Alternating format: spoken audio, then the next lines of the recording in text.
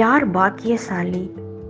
இந்த உலகத்தை பொறுத்தவரை பணம் படைத்தவனே பாக்கியசாலி.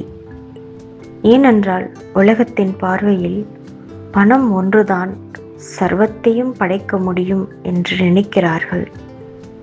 ஆனால் ஒரு பிரம்ம ஞானிதான் பாக்கியசாலி என்று சங்கரர் சொல்கிறார்.